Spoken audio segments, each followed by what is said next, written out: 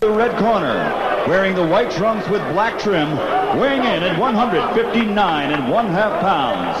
He comes to us from the Motor City of Detroit, Michigan, and his professional record, 29 victories, 21 KOs, against only 2 defeats. Ladies and gentlemen, he is the #1 ranked contender in the world, Thomas Big Dog Tate! And his opponent across the ring, fighting out of the blue corner, wearing the black trunks with gold trim, he weighs an even 159 pounds. This 1988 Olympic silver medalist from Pensacola, Florida, is undefeated with a record of 25-0, 22 KOs. Ladies and gentlemen, presenting the undefeated IBF middleweight champion of the world, Roy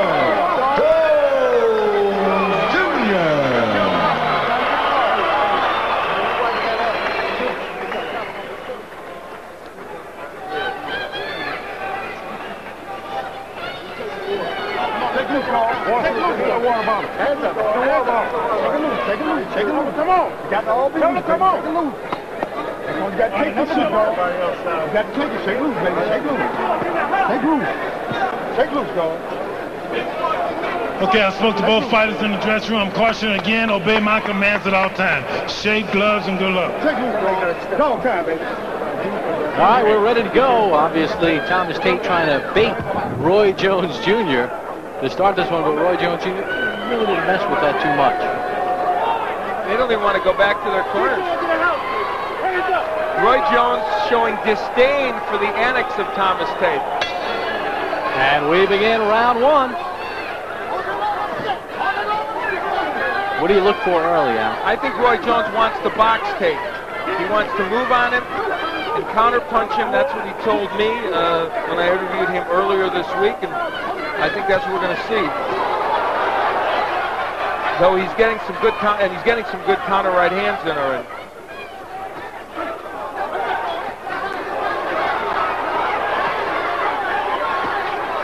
The hand speed of Jones is the big difference here, and would figure to be.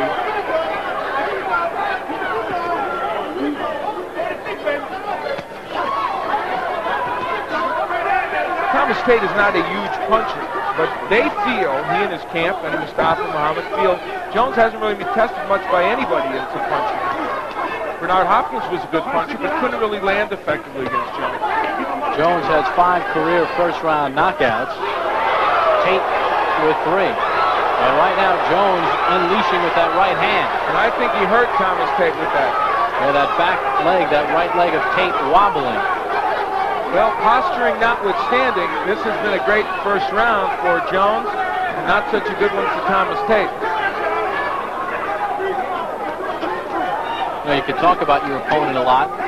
Jones blocking those punches as Tate did, but when you finally get hit by him, it's a different story.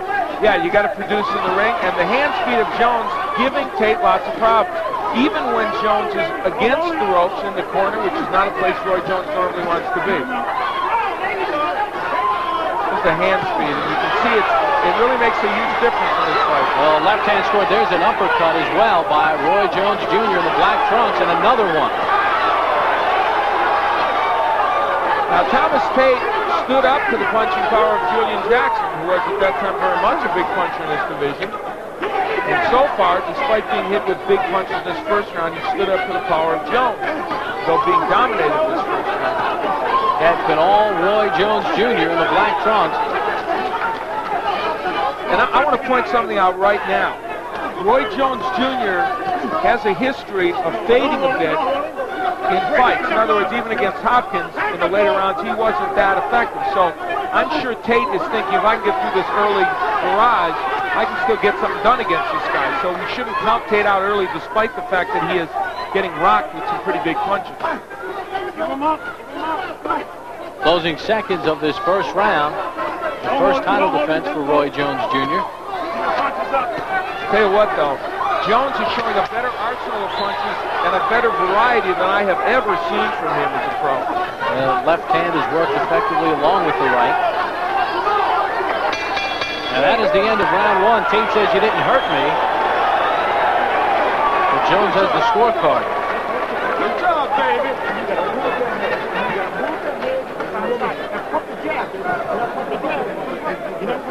Look, okay. You got that. You gotta stay down.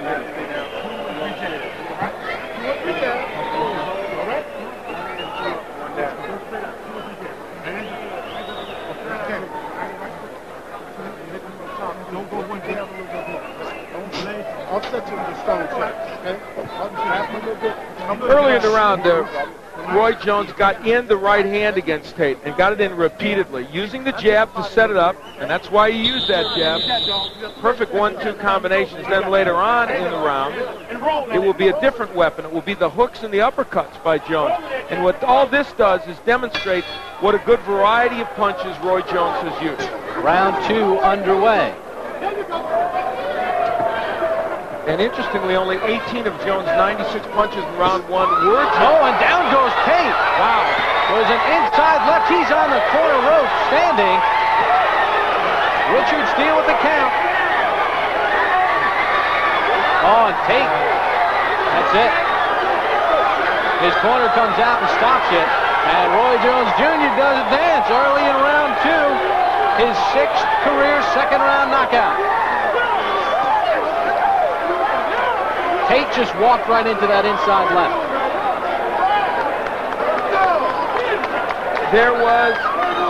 We talked about the variety of punches by Roy Jones. Now, he's not known as a devastating left hook artist. More power probably in the right hand. But he was able to crank up the hook, land uppercuts, and do everything necessary. And here's what's significant about this victory. The fact is, no one else has knocked Thomas Tate out before. And he's been in there against the likes of Julian Jackson and has not been sent down. So this is significant, and it shows the kind of power that Roy Jones wanted to show to send a message to some of the other good middleweights. 23rd knockout, and they have Thomas Tate seated right above us. Smart move, they got him on a stool. Right now, his fingers in inside position, taking a close look at him. Take your time, no need to rush it. Roy Jones Jr. puts back on that IBF middleweight championship belt. His first title defense was awesome.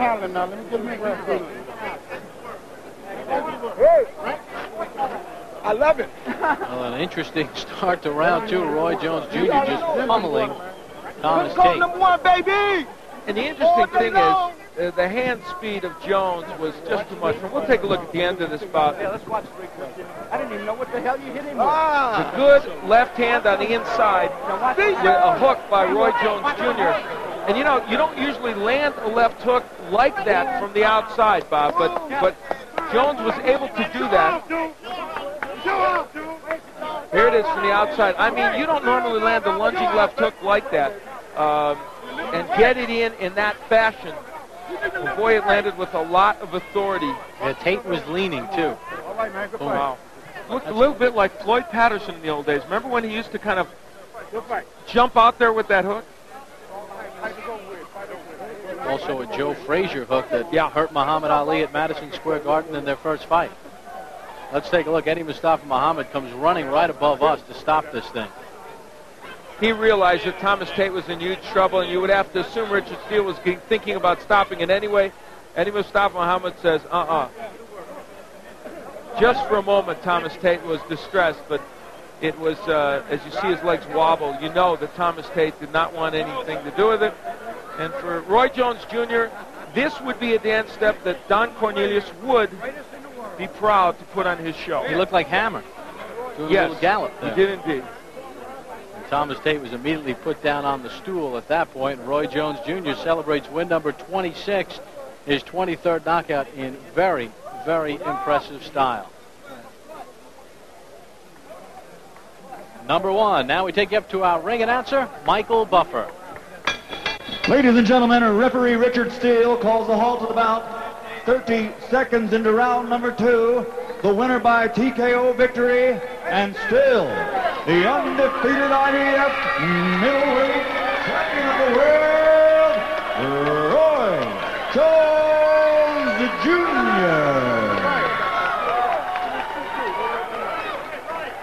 Well, Thomas Tate did all the talking before the fight. Roy Jones Jr. with that left hand finished it quickly. Round number 2 in a very impressive showing. Roy Jones Jr. gets win number 26, and here are the final numbers.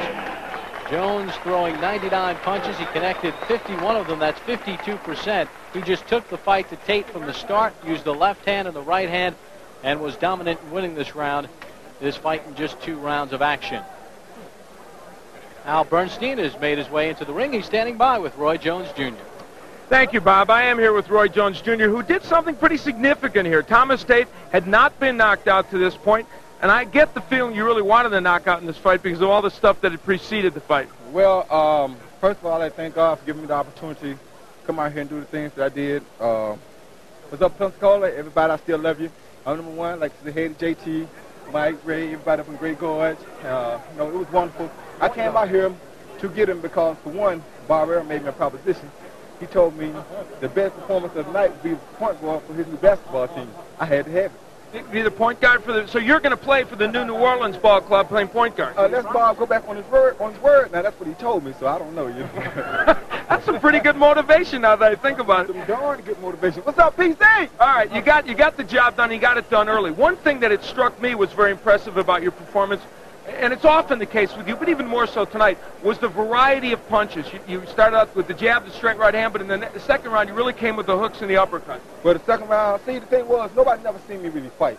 You know, everybody see me move around the box because, like I told you, I don't get paid to really fight. So tonight, you know, I was out here, and I said, my title's on the line, so I may as well go ahead and fight. So he wanted to fight. He talked about how he's going to come at me. Let's go, baby, let's go. Is part of that also the fact that, let's face it, people are thinking now in terms of these mega fights. You against Tony, there's Gerald McClellan out there, there's all these middleweights and super middleweights out there. Is part of it to establish in people's minds that Roy Jones Jr. might be the elite of that, or that you want to think of yourself as the elite? What's up, Toto? What's up, Mr. Grant? Mr. Grant? I am the elite of that. We ain't got to discuss that. They know when it comes time to fight, anybody who want to fight, hey, put the money down, I will do it. Understand? He just found that out. He talking about a big dog. He got a big dog right here. Anybody who want to get it done, we can do it. All right, Roy, let's take a peek at the end of the fight here. You really landed a lunging left hook. It was kind of an interesting punch. Because I fooled him. I knew that was sending him at me, so he thought I wasn't set, and I just set him up with a nice, beautiful left hook. Sometimes I don't understand how I throw it so pretty. Look at him, just a sleeve. Look at that. Just a pretty, come on, follow the champ. Ed Mustafa sending him at me. Come on, get him. Hold up, champ. He gave him what he wants. Here it is.